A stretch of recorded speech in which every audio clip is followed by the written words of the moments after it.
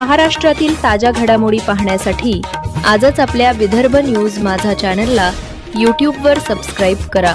Vidarbha news माझा, आवाज जनसामान्यांचा।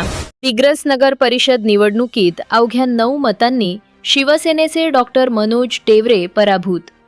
ठाकरे गटाचे के.टी. जाधव सरांचा थरारक विजय।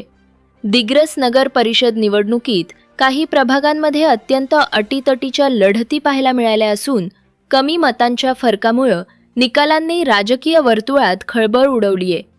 प्रभाग क्रमांक 5 मध्ये झालेल्या दुहेरी लढतीत ठाकरे गटाचे के.टी. जाधव सर यांनी शिवसेनेचे डॉक्टर मनोज टेवरे यांचा अवघ्या 9 मतांनी पराभव केला।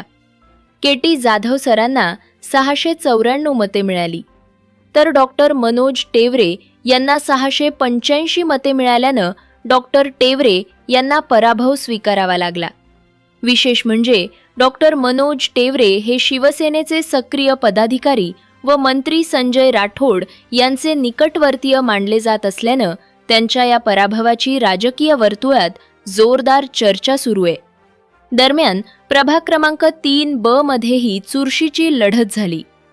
येथे शिवसेनेचे उमेदवार निलेश कुटे यांनी ठाकरे गटाचे माजी नगरसेवक राहुल वानखडे यांचा 12 मतांनी पराभव केला।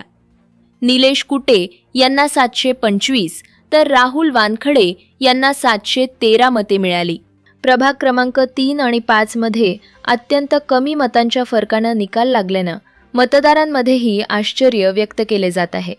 तर प्रभाग क्रमांक 7 मध्ये शिवसेनेच्या उमेदवार नीता नवरे यांनी ठाकरे गटाच्या रेहाना परवीन मोहम्मद एजाज यांचा तब्बल 707 मतांनी पराभव करत मोठा विजय मिळवला।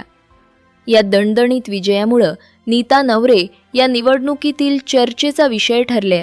एकूणच दिग्रस नगर परिषद निवडणुकीत काही प्रभागातील अत्यल्प मतांचा फरक आणि काही ठिकाणी मोठे विजय यामुळे नेत्यांच्या पुढील राजकीय समीकरणांवर परिणाम होण्याची शक्यता वर्तवली जाते।